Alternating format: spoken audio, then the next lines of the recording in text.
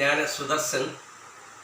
കഴിഞ്ഞ 38 വർഷമായിട്ട് വിദ്യാഭ്യാസ രംഗത്ത് പ്രവർത്തിച്ചു വരുന്ന ഒരാളാണ് ഞാൻ.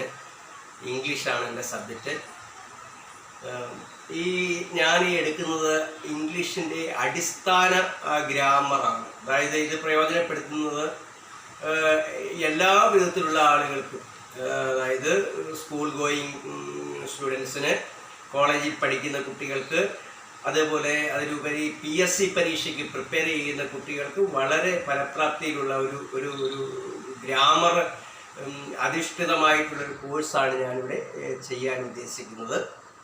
അപ്പോൾ അതുകൊണ്ട് എല്ലാവരും സഹകരിക്കുക. ഇത് തുടക്കം മുതൽ തന്നെ എല്ലാവരും ഇത് കണ്ടിട്ട് മുടങ്ങാതെ ഇത് മനസ്സിലാക്കണം, പഠിക്കണം എന്നാണ് എനിക്ക് അപേക്ഷിക്കാനുള്ളത്. ഞാൻ എൻ്റെ കർത്തവ്യത്തിലേക്ക് കടക്കുകയാണ്. അതായത് നമ്മളിപ്പോൾ ഗ്രാമർ എന്ന് പറയുമ്പോഴേ അത് ഏതൊരു ഭാഷയുടെയും ബേസാണ്. ആ ഗ്രാമറില്ലാത്ത ലാംഗ്വേജ് ഒരു ലാംഗ്വേജ് അല്ല. മനസ്സിലാകുന്നത്? അപ്പം ഗ്രാമർ എന്ന് പറയുമ്പോഴേ ഏറ്റവും അടിസ്ഥാനപരമായിട്ടുള്ള ഗ്രാമർ മലയാളം, ഇംഗ്ലീഷ്, ഹിന്ദി, തമിഴ്, സംസ്കൃതം എന്നുള്ള ഏത് ഭാഷയുടെയും അടിസ്ഥാന ഘടകമാണ് ഈ വ്യാകരണം, അല്ലെങ്കിൽ നമ്മൾ ഇംഗ്ലീഷിലെ ഗ്രാമർ എന്ന് പറയുന്നത്. അതായത് ഇപ്പം ഞാൻ ആദ്യമായിട്ട് ഇവിടെ വിശകലനം ചെയ്യുന്നത് പാർട്സ് ഓഫ് സ്പീച്ച് ആണ്. പാർട്സ് ഓഫ് സ്പീച്ച് എന്ന് പറയുമ്പോഴേ 8 ഘടകങ്ങളാണ് ഇതിലുള്ളത്. 8 ഘടകങ്ങൾ. സ്പീച്ച് നമുക്കറിയാം, സംസാരം. അപ്പം സംസാരിക്കണമെങ്കിൽ നമുക്ക് 8 ഘടകങ്ങൾ വേണം.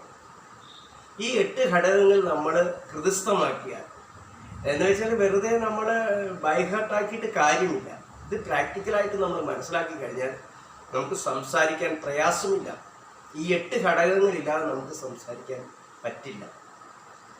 അത് ഒന്നാമത്തേത് നൗണ്,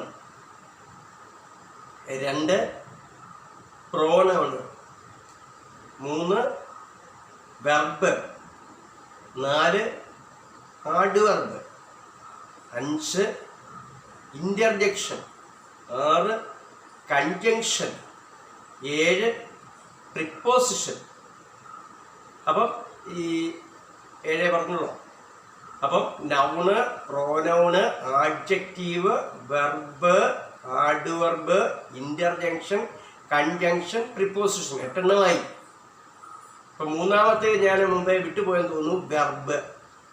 അപ്പം ആകെ ഈ 8 ഘടകങ്ങളാണ് നമ്മൾ സംസാരിക്കുമ്പോൾ ഈ 8 ഘടകങ്ങളില്ലാതെ നമുക്ക് സംസാരിക്കാൻ പറ്റില്ല. അതുകൊണ്ടാണ് ഇതിൻ്റെ പാർട്സ് ഓഫ് സ്പീച്ച് എന്ന് പറയുന്നത്. ഒന്നാമത്തേത് നമുക്കിനി വിശകലനം ചെയ്ത് പഠിക്കാം. ഒന്നാമത്തേത് നൗണ്.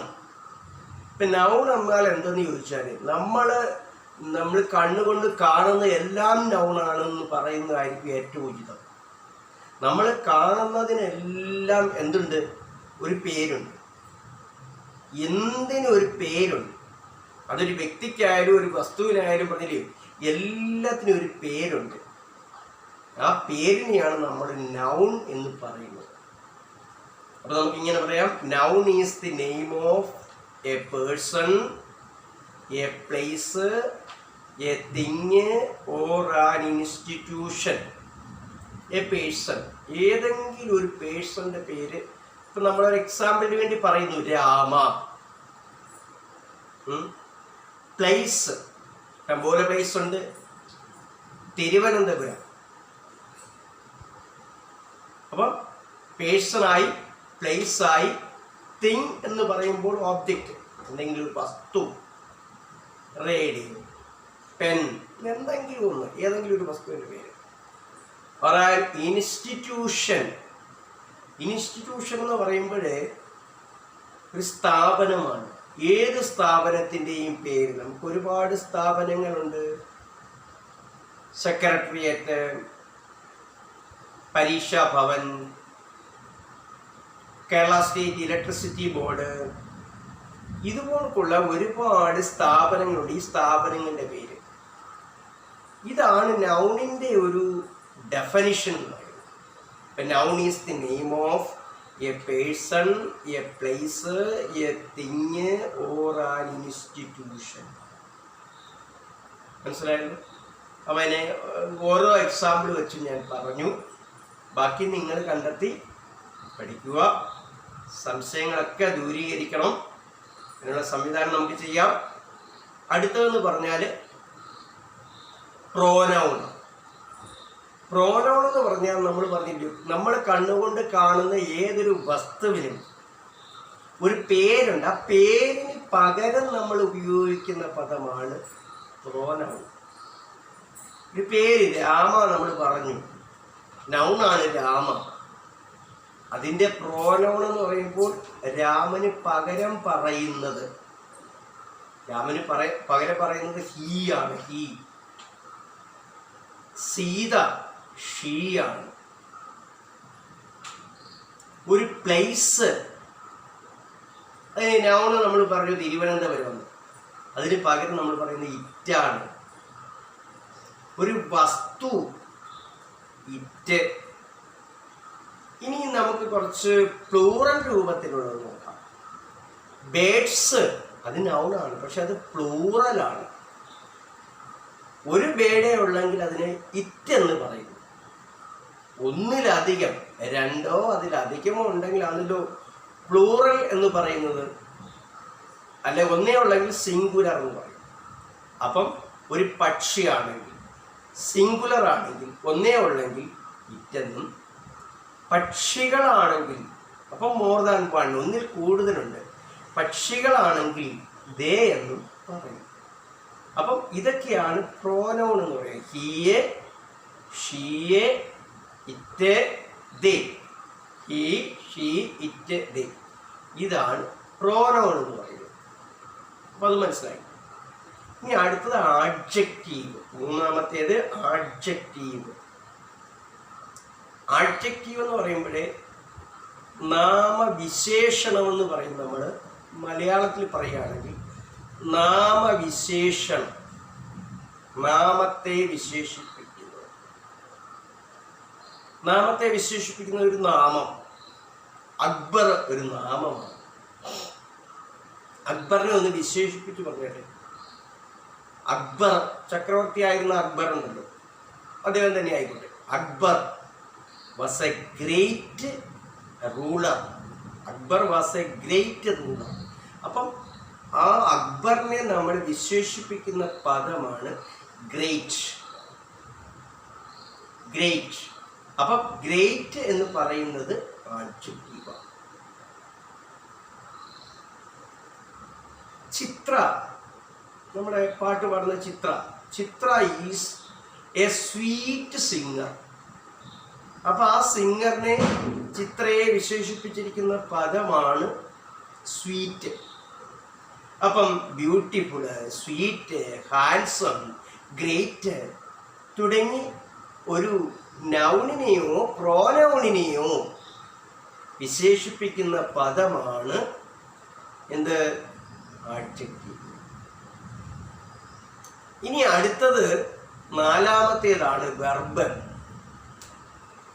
വെർബ് എന്ന് പറയുമ്പം നമുക്ക് ചുരുക്കത്തിൽ പറഞ്ഞാൽ verb is a doing word എന്ന് പറയാം.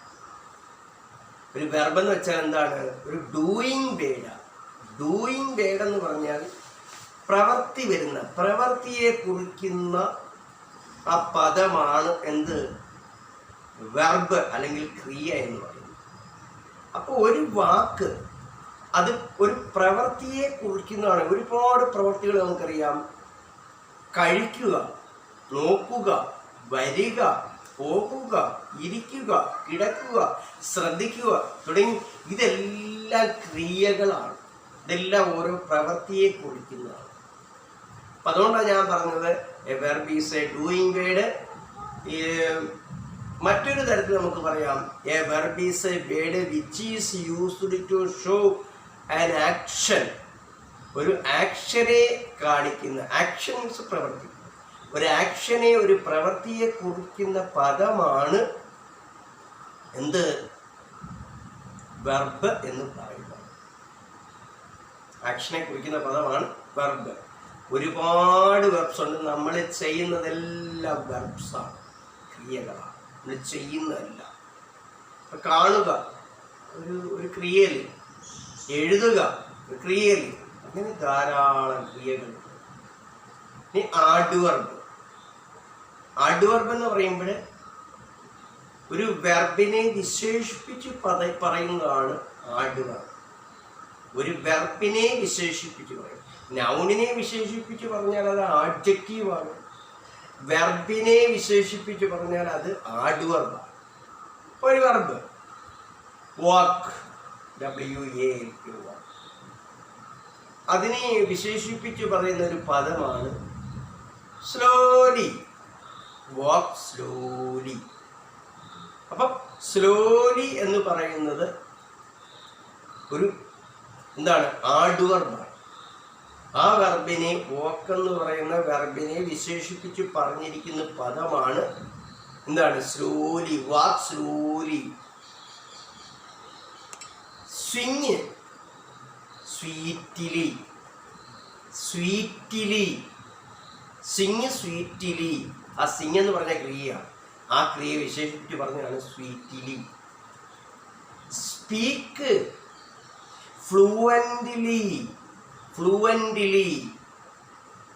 അപ്പൊ ഫ്ലുവൻ്റ്ലി എന്ന് പറയുന്നത്, സ്പീക്ക് ഫ്ലുവൻ്റ്ലി എന്ന് പറഞ്ഞാൽ ഇപ്പം അനർഹളമായിട്ട് നമ്മൾ ഒരു തട്ടും തടവും ഒന്നും ഇല്ലാതെ വെള്ളം ഒഴുകുന്ന പോലെ സംസാരിക്കുന്ന ഫ്ലുവൻ്റ്ലി എന്ന് പറയുന്നത്. നമ്മൾ പറയുന്നില്ല ഫ്ലുവൻസി എന്ന് പറയും.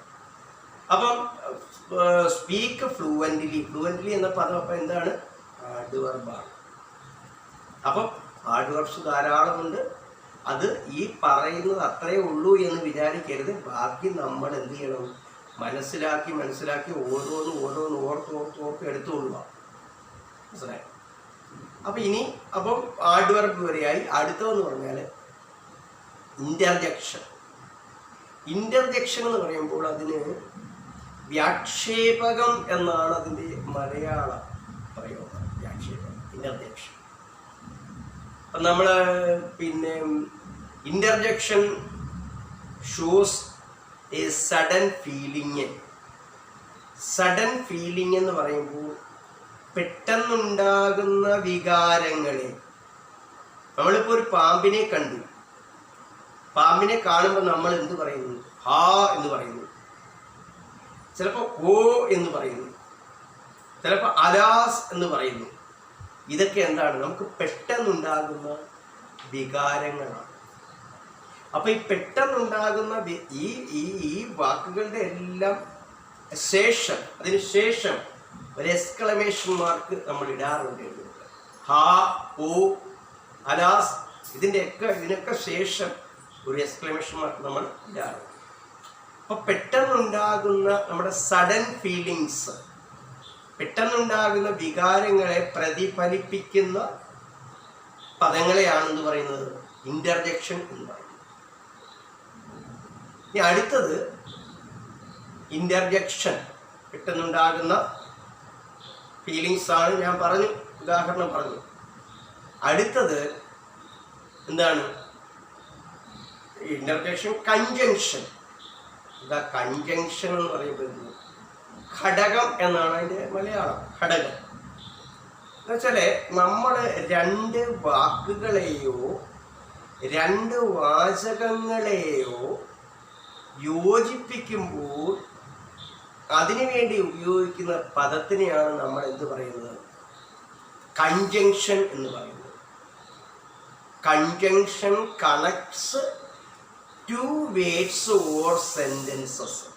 ടു വേർഡ്സ് എന്ന് പറയുമ്പോൾ രണ്ട് വാക്കുകളെയോ രണ്ട് വാചകങ്ങളെയോ തമ്മിൽ ബന്ധിപ്പിക്കാൻ ഉപയോഗിക്കുന്ന ഒരു ലിങ്കാണ്, ഒരു ഘടകമാണ്, നമ്മളൊരു കണ്ണി പോലെ സ്ഥിതി ചെയ്യുന്ന ഒരു പദത്തിനെയാണ് എന്താ പറയുന്നത്, ഈ ഘടകപദം അല്ലെങ്കിൽ കൺജങ്ഷൻ എന്ന് പറയുന്നത്. ഇപ്പം conjunction connects two words or sentences. ഇപ്പം രണ്ട് വാക്കുകളെയോ രണ്ട് വാചകങ്ങളെയോ യോജിപ്പിക്കുന്ന പദത്തിനെയാണ് നമ്മൾ എന്താ പറയുന്നത്, കൺജങ്ഷൻ എന്ന് പറയുന്നത്. ഉദാഹരണം എന്ന് പറയുന്നത് നമ്മൾ ഏറ്റവും അധികം ഉപയോഗിക്കുന്ന കൺജങ്ഷനാണ് ആൻഡ്. ആൻഡ് രാമ ആൻഡ് കണ്ണ, രാമനെയും കണ്ണനെയും തമ്മിൽ യോജിപ്പിച്ചവർ ആൻഡ്. അപ്പം സമാനതയുള്ള, അപ്പം രാമ ആൻഡ് കണ്ണ ആറ് ഗ്രേറ്റ് ഫ്രണ്ട്സ്, അല്ലെ ഇൻറ്റിമേറ്റ് ഫ്രണ്ട്സ്. രാമനും കണ്ണനും വളരെ അടുത്ത സുഹൃത്തുക്കളാണ്. അവിടെ ഒരു യോജിപ്പുണ്ട്. ആ യോജിപ്പുള്ളത് കൊണ്ടാണ് ആൻഡ് വന്നത്. രണ്ടും ഒരുപോലെയാണ്, രണ്ടുപേരും സുഹൃത്തുക്കളാണ്. പക്ഷേങ്കിൽ ബട്ട് വേറെ ഒരു കൺജങ്ഷനാണ്. ബട്ട് അത് പരസ്പരം വിപരീതമായിട്ടുള്ള കാര്യങ്ങളെ ചേർക്കുന്നതിനാണ്. ഇപ്പം Rama is honest, but Kanna is A dishonest.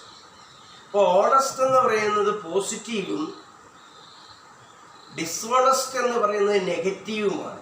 Positive എന്ന് പറഞ്ഞാൽ മനസ്സിലായോ? അതായത് നമുക്ക് അനുകൂലമായിട്ടുള്ള ഒരു, നമ്മൾ പറയാറില്ലേ പ്ലസ് പോയിന്റ് എന്നൊക്കെ പറയാറില്ലേ, അങ്ങനെ അനുയോജ്യമായിട്ടുള്ള അനുകൂലമായിട്ടുള്ള കാര്യങ്ങളെല്ലാം പോസിറ്റീവും അനുകൂലമല്ലാത്തതല്ല നെഗറ്റീവുമാണ്. അപ്പോൾ ഇവിടെ നല്ല കാര്യം എന്ന് പറയുന്നത് എന്താണ്? ഓണസ്റ്റ് എന്നുള്ളതാണ്.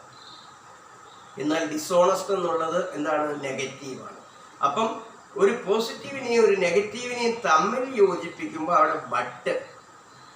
അപ്പം ആൻഡ് പറഞ്ഞു, ബട്ട് പറഞ്ഞു, ഇനി ബിക്കോസ് ഉണ്ട്, നൈദർ നോറുണ്ട്, ബോത്ത് ആൻഡ് ഉണ്ട്. അങ്ങനെ ഒരു കുറേ എന്തുണ്ട്?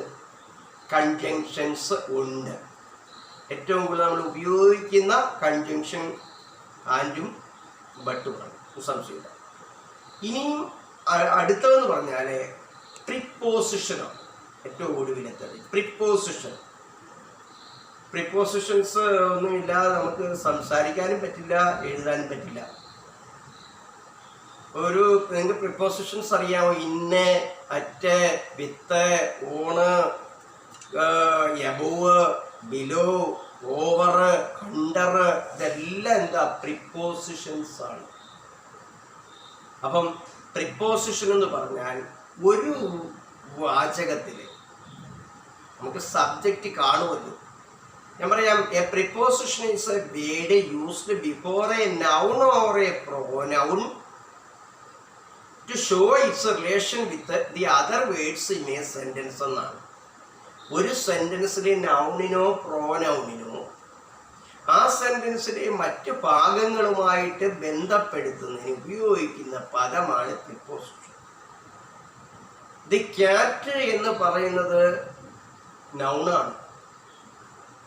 The cat is on the table. അപ്പോൾ അവിടുത്തെ പ്രിപ്പോസിഷൻ ഓണാണ്. ഈ ക്യാറ്റിനെയും ഒരു നൗൺ ക്യാറ്റ്, മറ്റൊരു നൗൺ ടേബിൾ, ഈ രണ്ട് നൗണുകളെ തമ്മിൽ ഉള്ള ബന്ധം, ഇവർക്ക് തമ്മിലുള്ള ബന്ധം സൂചിപ്പിക്കുന്ന പദമാണ് ഓണെന്ന് പറയുന്നത്. ആ ഓൺ ഇല്ലെന്നുണ്ടെങ്കിൽ ആ സെന്റൻസിന്റെ അർത്ഥം എത്ര വികൃതമാണെന്ന് നോക്കുക. The cat is on the table, നമുക്ക് ഓൺ അങ്ങോട്ട് മാറ്റി വെക്കാം. The cat is the table എന്നായി. ഇതിൻ്റെ അർത്ഥം പൂച്ച മേശയാണ്. അപ്പം അതെന്താ? സെൻസ്ലെസ് ആണ്, മീനിങ്ലെസ് ആണ്, അർത്ഥമില്ലാത്ത വാചകമായി തീരും. ചുരുക്കി പറഞ്ഞാൽ അർത്ഥം കൊടുക്കണമെങ്കിൽ ഒരു സെൻറ്റൻസിൽ രണ്ട് നൗണുകൾ തമ്മിൽ, രണ്ട് പ്രോനൗണുകൾ തമ്മിലുള്ള അർത്ഥം കാണിക്കുന്നതിന് വേണ്ടി ഉപയോഗിക്കുന്ന പദത്തിനെയാണ് നമ്മൾ പ്രിപ്പോസിഷൻ എന്ന് പറയുന്നത്. മലയാളം പറഞ്ഞാൽ ഗതി എന്ന് പറയും. പ്രിപ്പോസിഷന് മലയാളം ഗതി എന്നാണ്. അപ്പം A preposition is a word. It is used before a noun or a pronoun to show its relation with the other parts of the sentence. സെൻറ്റൻസിലെ മറ്റു ഭാഗങ്ങളുമായി ബന്ധപ്പെടുന്നതിന് നൗണിൻ്റെയോ പ്രോനൗണിൻ്റെയോ മുമ്പിലായിട്ട് ഉപയോഗിക്കുന്ന ഒരു പദത്തിനെയാണ് പ്രിപ്പോസിഷൻ എന്ന് പറയുന്നത്. അപ്പം നമ്മൾ 8 കാര്യങ്ങൾ, അതായത് നമുക്ക് സംസാരിക്കാനുള്ള ഇത്രയും നിങ്ങൾക്ക് ആത്മവിശ്വാസം വേണം. ഇത്രയും നിങ്ങൾ മനസ്സിലാക്കി കഴിഞ്ഞാൽ തീർച്ചയായിട്ടും നിങ്ങൾക്ക് സംസാരിക്കാൻ ഉറപ്പാണ്. അപ്പം നമ്മൾ ഇതിൻ്റെ ബേസാണ് ഇപ്പം നമ്മൾ പറഞ്ഞത്. ഇനി നമ്മൾ അടുത്ത ഒരു ഗ്രാമർ ഐറ്റത്തിലേക്ക് കടക്കുകയാണ്. അത് അതായത് നമുക്ക് വെർബിൻ്റെ കാര്യം ഇപ്പം ഞാൻ പറഞ്ഞത്. ഈ വെർബിന് മറ്റൊരു രൂപം കൂടെ ഉണ്ട്. നമ്മളിപ്പോൾ പറഞ്ഞത് മെയിൻ വെർബാണ്. മെയിൻ വെർബ് ഈറ്റ്, ഡ്രിങ്ക്, ഗോയെ, കമ്മ്, ഇതൊക്കെ എന്താണ്? മെയിൻ വെർബുകളാണ്. ഈ മെയിൻ വെർബുകൾ കൂടാതെ ഓക്സിലറി വെർബ്സ് അഥവാ ഹെൽപ്പിംഗ് വെർബ്സ് എന്ന് പറയുന്ന ഒരു വിഭാഗം കൂടി ഉണ്ട്. എന്താ? മെയിൻ വെർബ് കൂടാതെ ഓക്സിലറി വെർബ്സ് അഥവാ ഹെൽപ്പിംഗ് വെർബ്സ്, രണ്ടും ഒന്ന് തന്നെയാണ്. ഇപ്പം മെയിൻ വെർബ് എന്ന് പറഞ്ഞാൽ അത് ഒരുപാടുണ്ട്. അത് എൻഡ്ലെസ് ആണെന്ന് പറയാം. ന്യൂമറസ്, there are ന്യൂമറസ് എന്താണ് മെയിൻ വെർബ്സ്. ഒരുപാട് മെയിൻ വെർബുകളുണ്ട്, അതിന് പരിധിയില്ല. പക്ഷെ ഓക്സിലറി വെർബ്സിന് ലിമിറ്റേഷൻ ഉണ്ട്, പരിധിയുണ്ട്, പരിമിതിയുണ്ട്. അത് 24 എണ്ണമേ ഉള്ളൂ. അതുകൊണ്ട് നമുക്ക് ഈ മെയിൻ വെർബുകളെല്ലാം ഹൃദിസ്ഥമാക്കി വെക്കാൻ ഒരു പക്ഷേ നമുക്ക് പറ്റില്ല. ഓക്സിലറി വെർബ്സ് എല്ലാം നമുക്ക് ഹൃദിസ്ഥമാക്കി വെക്കാം. 24 എണ്ണമല്ലേ ഉള്ളൂ. നമ്മൾ ടേബിളൊക്കെ പഠിക്കുന്നവരാണ്, 16ന്റെ വരെയൊക്കെ ടേബിൾ സാധാരണ ഗതിയിൽ പഠിക്കുന്നവരാണ്. അപ്പം നമുക്ക് എന്താ ഈ 24 ഓക്സിലറീസ് പഠിക്കാൻ പ്രയാസമൊന്നുമില്ല. പ്രയാസമില്ലാത്ത രീതിയിൽ നിങ്ങൾ ഇത് പഠിച്ചു. അപ്പം ഞാൻ ആ ഓക്സിലറി വെർബ്സ് എന്താണെന്ന് ഞാൻ തുടങ്ങുകയാണ്. അപ്പം ഞാൻ ചോദിച്ചോട്ടെ, ഈ ഓക്സിലറി വെർബ്സ് അഥവാ ഹെൽപ്പിംഗ് വെർബ്സ് എന്ന് പറയാൻ അതിൻ്റെ ധർമ്മം എന്താണെന്ന് ചോദിച്ചാൽ, ഒരു മെയിൻ വെർബിനെ സഹായിക്കുക എന്നതാണ് ഈ ഓക്സിലറി വെർബിൻ്റെ ധർമ്മം.